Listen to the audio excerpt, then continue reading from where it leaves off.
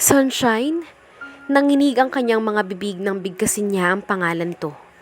Agad siyang lumapit sa matanda at mas natakot siya nang maramdaman niyang kasing lamig ng yelo ang pisngi nito. Sunshine, wake up! Gising na po!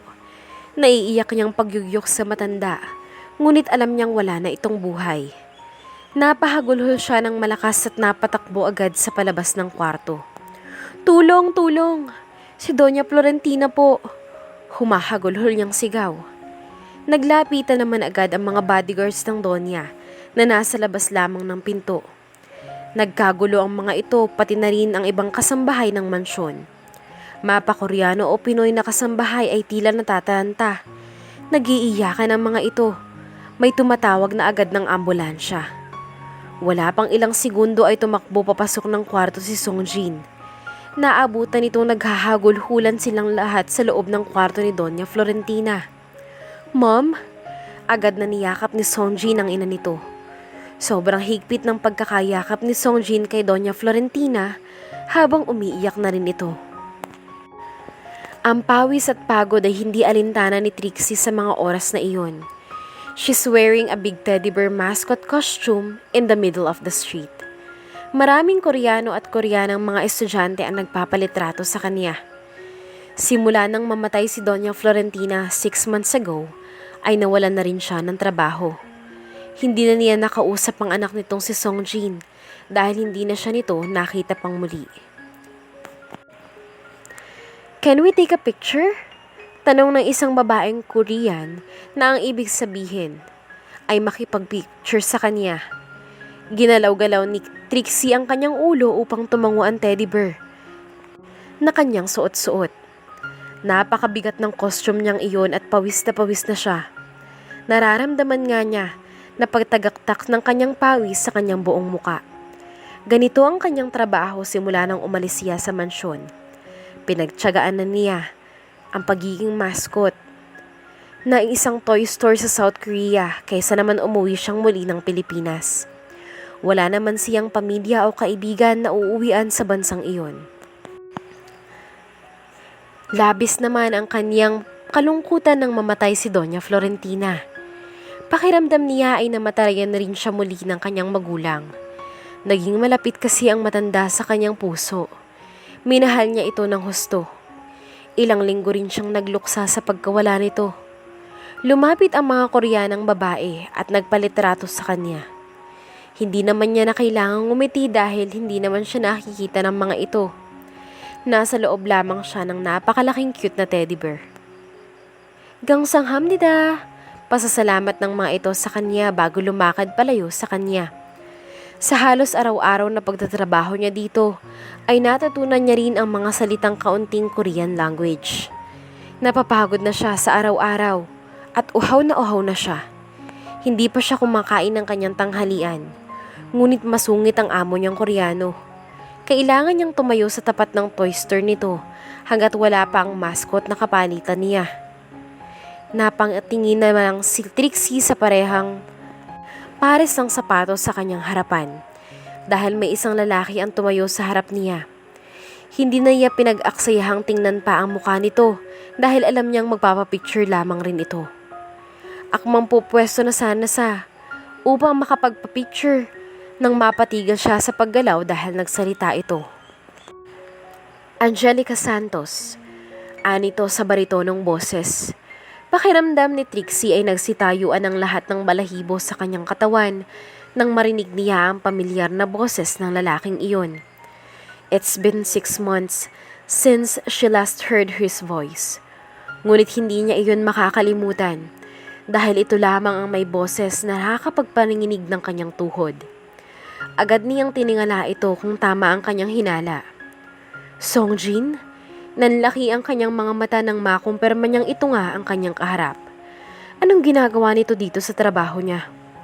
Otomatikong napabilis agad ang pagtibok ng kanyang puso. Hindi niya inaasahan na makikita niya itong muli. Nakakatakot man ang noon nito, ay hindi pa rin nababawasan ang kagwapuhan nito. Kahawig na kahawig talaga ito ng dating amo niya. Parang pinagbiyak na bunga ang mga ito. Walang nagawa si Trixie nang tanggalin ni Songjin ang ulo ng teddy bear upang makausap siya nito ng maayos. Naka-business suit ito at halatang galing pa ito sa trabaho nito. O baka may business meeting itong pinanggalingan. Nandito ka lang pala. Nakasimangot itong sambit at pagkakita nito sa kanyang pawisang muka. Napakurap-kurap siya sa magkasalubong nitong mga tingin. Bigla siyang nahiya sa kanyang itsura. Alam niyang pawis na pawis siya. Napaatras siya dahil nasisigurado niyang nag-aamoy pawis na siya sa oras na iyon. Samantalang napakabango naman ito. Anong kailangan mo sa akin? Bakit ka nandito? Sunod-sunod na tanong niya kay Songjin. We need to talk. Maotoridad nitong sabi sa kanya. Habang nakatingin pa rin ito sa pawisan at pagod niyang muka. Kahit naman pawisan siya ay maganda pa rin siya. Kahit walang bahid ng makeup ang kanyang muka, ay natural na namumula naman ang pisngi niya at bahagyang pinkish ang kanyang malalambot na labi. Tungkol saan? Kinakabahan niyang tanong. Baka sisingilin siya nito. Hindi na kasi siya nakakapagbayad sa pananakal niyang ginagawa dito noon. About our marriage. Walang kaano-anong sagot ni Songjin na para bang baliwala lang dito ang sinasabi nito. Ha? You're wasting my time. Let's talk about this in my office. Hindi kita maintindihan, sir. Anong marriage? At hindi mo ba nakikita na nagtatrabaho ako ngayon? Hindi ako pwedeng makipag-usap sa'yo sa mga walang kwentang bagay. Inagaw niya ang ulo ng teddy bear na hawak-hawak pa rin ito. Natigilan ito sa kanyang pagtataray. Kaya saglit itong hindi nakasagot sa kanya. Muli niyang isinuot ang ulo ng teddy bear. Ngunit wala pang ilang segundo ay tinanggal nitong muli ang ulo ng teddy bear kaya naiinis na binalingan niya ito. Ano ba? Sumama ka sa akin sa ayaw o sa gusto mo. Naiinis rin na sabi ni Songjin. Bago nito itinapon sa gilid ang ulo ng kawawang teddy bear. Ang bigat nito. Paano mo ito natusuot? Sabi pa nito pagkatapos itong itapon ang ulo ng teddy bear. Tinitiis lang naman talaga ni Trixie ang bigat ng costume niyang iyon upang makapagtrabaho siya. Wala naman kasi siyang ibang mapasukan na trabaho dahil baka makulong pa siya kapag nabisto siya ng Korean government na peke ang kanyang pagkatao. At hindi Angelica Santos ang pangalan niya, kundi Trixie Gomez. Teka, nasasaktan ako. Reklamo ni Trixie nang hilahin siya ni Songjin. We need to talk. Hubarin mo na kasi ang suot mo. Kumukulo na ang dugo ni Songjin sa kanya dahil napakahirap niyang kausapin. Matindi pa naman ang sikat ng araw sa mga oras na iyon. Maraming mga tao na rin ang napapatingin sa kanilang dalawa. Mas marami ang napapatingin dito dahil nag-uumapaw ang kagwapuhan ni Songjin. Angat na angat ang kagwapuhan nito sa ibang mga Koreano na para bang naipit ang mga muka. Ang akala nga noon ni Trixie ay maraming gwapong lalaki sa Korea, ngunit nagkamali siya. Si Songjin pa lang, ang Korean na gwapong nakita niya sa South Korea sa tinagal-tagal niya doon. Ang ibang mga Koreanong lalaki ay parang ordinaryong Koreanong lalaki lamang at hindi katulad ng mga napapanood niya sa K-drama na sobrang cute at charming na mga bida. Hindi nga ako sasama sa'yo. Nagtatrabaho pa ako. Naiintindihan mo ba? I will pay you. Anong sabi mo? I will pay you 1 million won para makausap kita ngayon. I just need your goddamn signature for the contract. Mukhang inis na ito. Napalunok siya. Tama ba ang kanyang narinig? 1 million won daw? Ibig sabihin, bibigyan siya nito ng 50,000 pesos para lang sa pag-uusapan nila? Sweldo niya na yun sa buong buwan. Sabi niya sa kanyang sarili. Ikaw naman, Sir Songjin, hindi mo agad sinabi eh. Nagmamadaling niyang hinubad ang katawan ng mascot costume na suot-suot niya. Nakakunot lamang ang noo nito habang nakatingin sa kanya. Ngunit bahagyang lumambot ang ekspresyon ng mukha nito nang mapatingin ito sa likod niyang naliligo na sa pawis. Kumabog ang kanyang dibdib nang mag-iba ng kaunti ang paraan ng pagtingin nito sa kanya. Para bang may dumuwang na awa sa mga mata nito. Gawin mo ng 2 million won para masulit ko ang sermon ng amo ko bukas. Biro niya kay Songjin. Ngunit mabilis lang rin na nawala ang awa sa mga mata nito dahil sa sinabi niya. Napakunot naman ang noo niya. Bilisan mo na. Inis nitong utos sa kanya bago ito naunang maglakad. Sinigawan na lamang ni Trixie ang amo niya sa Korean na kanina pa nakatanaw sa kanila. Ang ibig sabihin niya doon ay I will be back tomorrow. Narinig niyang nagmura ang amo niyang Koreano kaya napangiwi na lamang siya. Iniwan na lamang niya sa gilid ang mascot teddy bear upang makasunod na siya kay Songjin. Pumasok na kasi ito sa isang Rolls-Royce Phantom car. Palibhasa ay bilyonaryo ito kaya hindi nakatakataka na napakaganda ng kotse nito.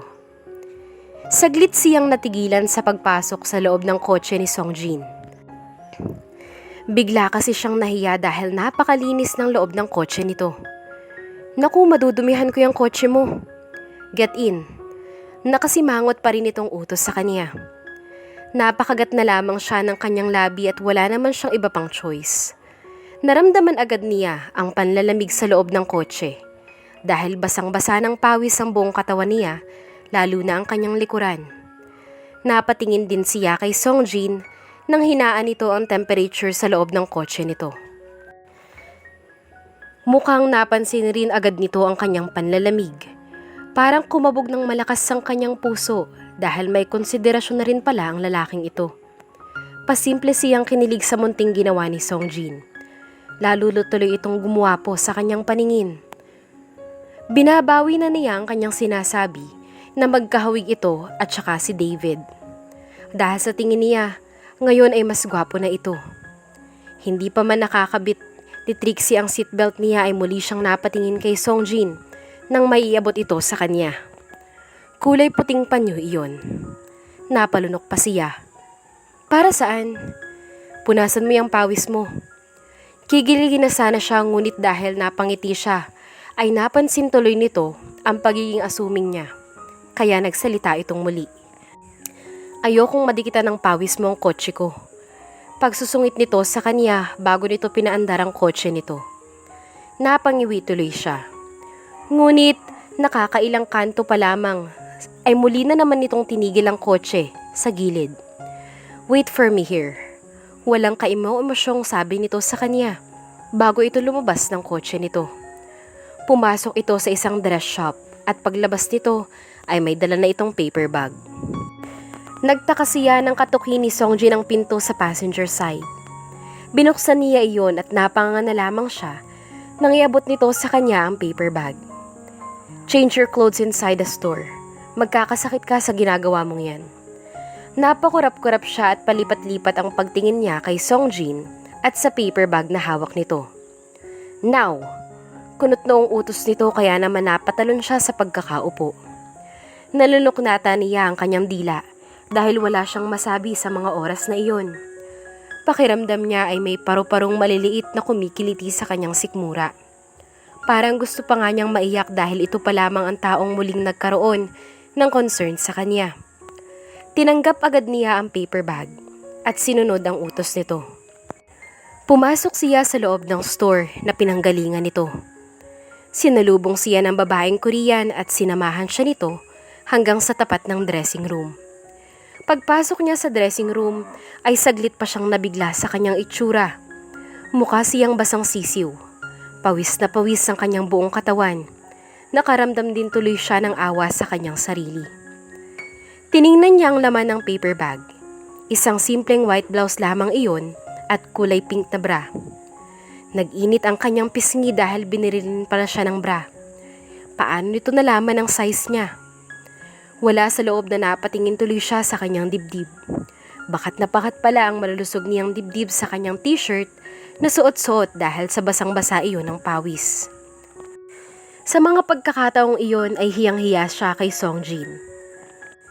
Kinatok siya ng sales lady at binigyan pa siya ng isang white towel at baby wipes. Mabilis na lamang siyang nakapagpalit ng damit. Pinunasan niya ang kanyang pawis at gumamit rin siya ng baby wipes. Kahit paano ay napreskuhan si Trixie. Sanay na siyang pagpawisan ng ganoon ngunit ngayon lamang siya nakaramdam ng pagod at awa sa kanyang sarili. Halos mapipiga na niya ang damit niya sa sobrang pagpapawis niya. Ipinusod na lamang niya ng maayos ang kanyang buhok nang bumalik siya sa kotse ni Songjin. Naabutan niya itong may kausap sa cellphone nito. Yes, attorney. We will be there in 5 minutes. Tumingin si Songjin sa kanya pagkatapos itong makipag-usap sa kausap nito. Hindi niya mapigilang ngumiti ng kaunti bilang pasasalamat niya sa binata. Kaya sinambit niya ang pasasalamat habang may simpleng ngiti sa kanyang labi. Ngunit kumunot lamang ang noon nito at itinuon na lamang ang paningin sa kalsada. You're wasting a lot of my time. Iritable nitong sabi bago ito seryosong nagmaneho. Pasimple na lamang siyang napangiti dahil kahit suplado ito ay alam niyang may puso ito. Hindi katulad ng dating amo niya. Just sign the paper. Naiinip na utos ni Songjin sa kanya. Napanganga na lamang si Trixie sa dalawang lalaking kausap niya sa isang pribadong kwartong iyon. Ito ay si Songjin at ang lalaking ipinakilala nito bilang si Attorney Jacob Vasquez, ang abogado ni Doña Florentina. Gwapo rin ito katulad ni Songjin. Halatang may dugong Pinoy rin ito base sa pananalita nito kanina gamit ang wikang Tagalog. Sa dami ng ipinaliwanag ni Attorney Vasquez sa kanya, ay wala yatang pumasok sa kanyang kokote. Nakakabigla naman kasi ang mga pinagsasabi ng mga ito. Samantalang tahimik lamang si Songjin na halatang alam na nito ang tungkol sa mga sinasabi ni Attorney Vasquez. Miss Santos, untag sa kanya ni Attorney Vasquez dahil napatulala lamang siya habang nakatingin siya sa papel sa kanyang harapan. Sorry, ano nga ulit yung sinabi mo? Gusto niyang ipaulit rito ang pinaliwanag nito sa kanya tungkol sa mga huling habili ni Doña Florentina. Doña Florentina Last Will and Testaments. Hindi siya makapaniwala. Nakasali siya sa mga iniwan nito ng pamana. Napabuntong hininga si Songjin na para bang mas lalong naiinip. Halata rin ang palaging pagtingin nito sa wristwatch na suot nito. Imbes kasi na permahan na lamang niya ang pinapepermahan nito, ay napakarami niya pa ring tanong. You will have an inheritance from Doña Florentina if you will follow her last will and testament and obey her rules. 10% of her wealth will be given to you after you married her only son. Teka po, wait. Pinigilan niyang magsalita ang abogado dahil pakiramdam niya ay sasabog ang dibdib niya mula sa pagkabigla. Inangat niya pa ang isang kamay niya malapit sa dibdib ng abogado. Napahawak siya sa kanyang dibdib at tumahimik ito. Napatingin tuloy si Songjin sa bandang dibdib niya dahil sa kinilos niyang iyon. Nag-iwas na lamang ito ng tingin doon at mas lalong nainis sa kanya. Why, Miss Santos? Tanong ng abogado. Sir, Attorney Pogi, pakitagalog na lang po please para mas mauunawaan ko. Nakaka-tense kasi pag English. Alam ko naman po na Pinoy ka rin. Bahagyang napangiti ang abogado dahil sa papuri niya. Ngunit agad rin itong sumeryoso nang tingnan ito ng masama ni Songjin. Nainis yata si Songjin dahil napapatagal palalo ang meeting nilang iyon. Attorney Vasquez cleared her throat before he explained everything to her. Like what I've said, makakatanggap ka ng pamana mula sa naiwang kayamanan ni Doña Florentina kung susundin mo ang kanyang huling habilin. Kailangan mong pakasalan ang nag-iisa niyang anak. Namilog ang kanyang mga mata. Pakiramdam ni Trixie ay hihimatayin siya sa anumang sandali. Palakas ang tibok ng kanyang puso. Kasal? Napapapiyok niyang tanong. Yes, seryosong sagot ni Attorney Vasquez. Agad siyang napatingin kay Songjin. Parang tumalon ng kanyang puso nang magtama ang kanilang paningin. As usual, Songjin always have a serious handsome bored face while looking at her. Hindi kasi naging maganda ang una nilang pagkikita, kaya siguro hindi na naalis ang inis nito sa kanya. Magpapakasal tayo? Tanong niya kay Songjin. Hindi niya halos naitago ang kasabikan niya sa kanyang boses. Don't assume too much. Pakakasalan lang kita dahil kailangan. Supladong sagot nito habang nakakunot ang kanyang noo. Napalunok siya. Kailangan kang pakasalan ni Mr. Songjin dahil ayon sa huling habilin ni Doña Florentina ay hindi maaaring makuha ni Mr. Songjin ang lahat ng kanyang kayamanan kung hindi ito magpapakasal sa'yo. She can feel her body trembling. Kaya naman pala pumayag si Songjin na magpakasal sa kanya.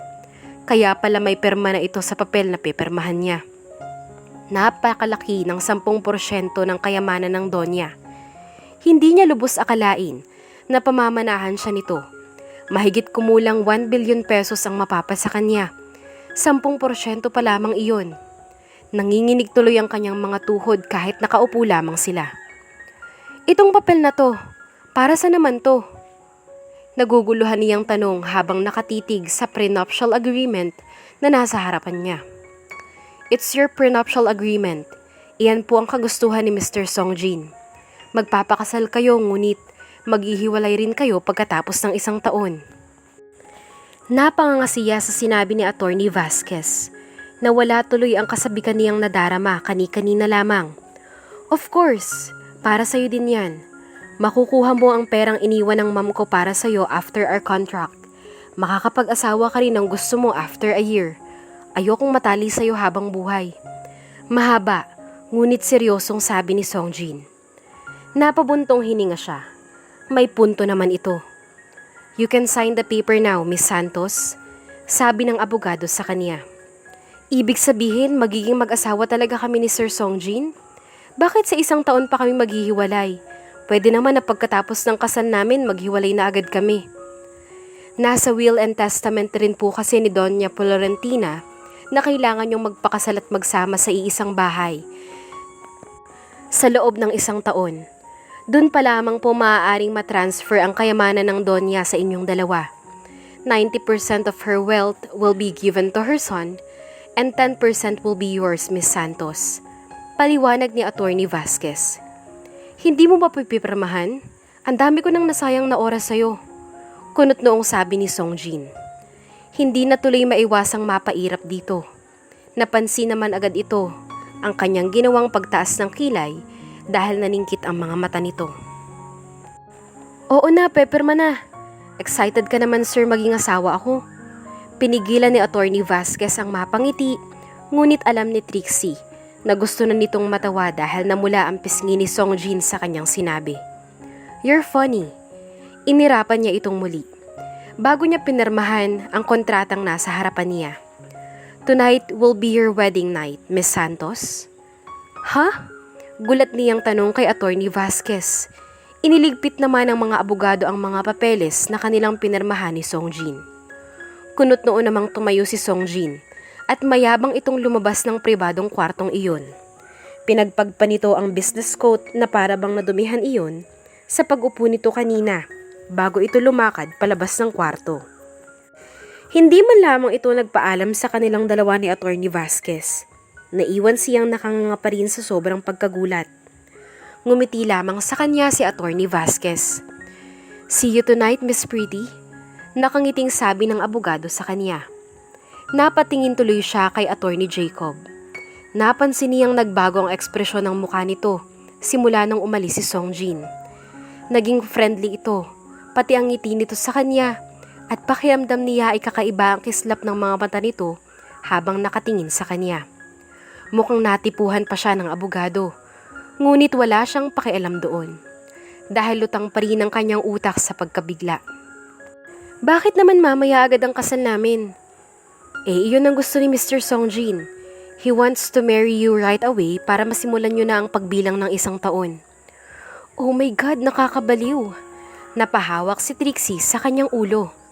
Ngumiti si Attorney Jacob bago ito tumayo habang bitbit ang briefcase nitong kulay itim na pinaglagyan nito ng mga mamahaling dokumento.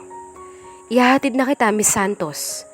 Napaangat ng tingin si Trixie kay Attorney Jacob habang nakangiti rin siya dahil nakangiti ito sa kanya. Ang bait mo naman, mabuti ka pa naisip mong ihatid ako, samantalang yung magiging asawa ko walang kwenta. Natawa si Attorney Jacob sa kanyang sinabi. Kailangan pa kasi kitang ihatid sa bagong bahay. Kailangan mo nang lumipat mamayang gabi sa magiging bagong bahay niyo ni Sir Songjin. Ano? Agad-agad? Ngumiti lamang ito bago tumango. Yes, you're so cute, Angelica. Hindi mapigilang sabihin ni Attorney Jacob iyon. Inalalayan pa siya nito sa kanyang siko palabas ng pinto. Para bang pinopormahan na yata siya ng abogado. May kakaibang haplos kasi ito sa kanyang siko.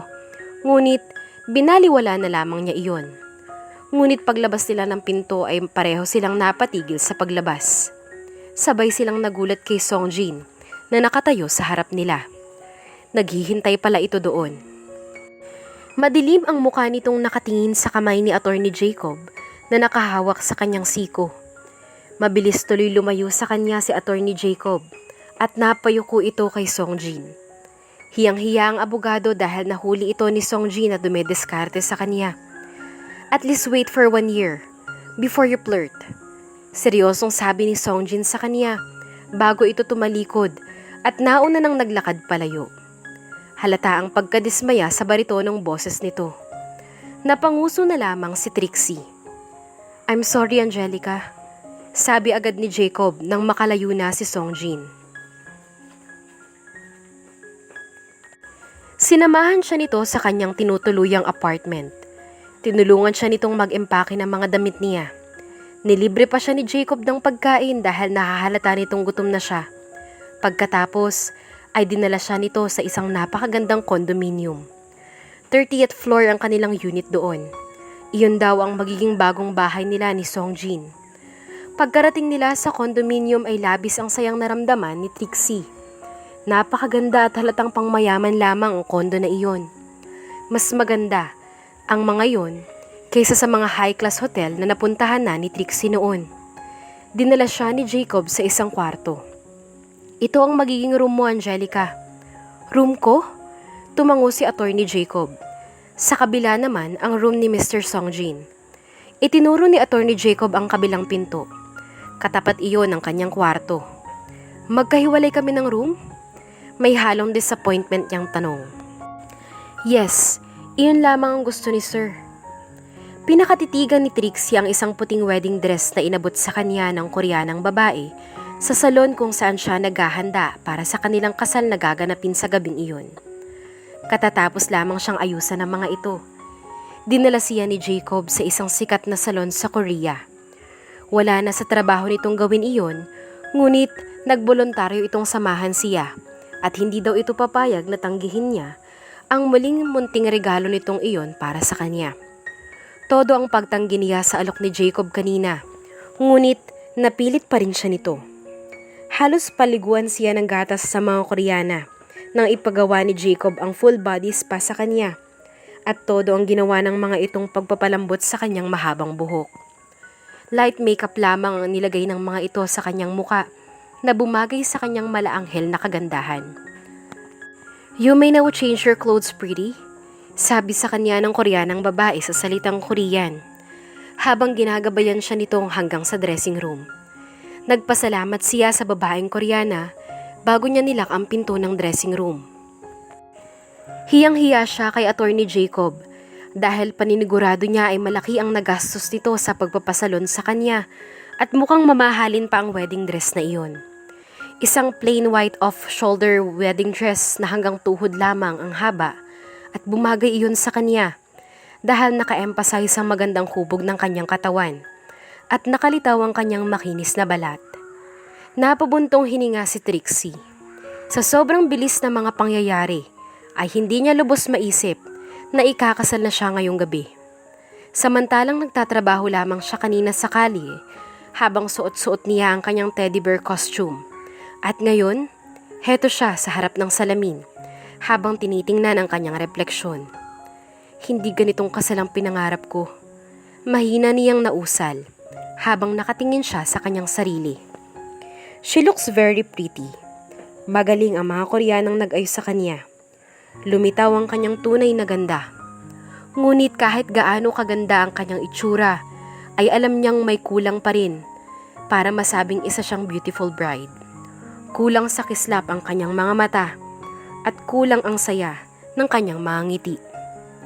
Ikakasal siya sa lalaking hindi niya mahal at pinigurado ay hindi rin siya mahal o mamahalin. Muli ay napabuntong hininga siya. Sa totoo lang ay wala naman talagang direksyon ang kanyang buhay. Wala man lang siyang pamilya o kamag-anak na maaaring pagsabihan na ikakasal na siya. Noong bata pa kasi siya ay itinakwil na ang kanyang mga magulang ng lolo't lola niya, kaya namuhay siya sa sariling pagsisikap, pati na rin ang parents niya. Nag-iisa lamang siyang anak. Napalayo sila sa tunay na mga kamag-anak at kahit isa sa mga ito ay wala siyang nakilala. Napapikit siya bago humugot ng malalim na paghinga. Ayaw niyang isipin ang nakaraan dahil panay mapapait na pangyayari lang naman ang mga nangyari sa kanya. Isa pa ay ayaw niyang masira ang kanyang makeup. Nakakahiya naman kay Attorney Jacob kung masasayang lamang ang binayad nito. Ilang sandali lang ay muli siyang ngumiti sa kanyang sarili. Itatago niya ang lahat ng lungkot ng kanyang buhay sa isang napakatamis na ngiti. Isang taon lang ito, Trixie. Ayaw mo ba yun? Bilyonarya ka na next year. Biro niya sa kanyang sarili bago siya nag-flying kiss sa mismong sarili niyang refleksyon. Ngumiti siya ng matamis bago siya lumabas ng dressing room. Napatingin naman agad si Attorney Jacob sa kanya pagkakita nito dito. He was mesmerized by her. Bahagya pang napaawang ang labi ni Attorney Jacob habang nakatitig ito sa kanyang napakagandang ngiti. Unti-unti itong napatayo sa kinauupuan nito at basta lamang nito ibinalik ang magazine na hawak nito sa isang gilid. You're beautiful. Punong-puno ng paghangang sambit nito sa kanya.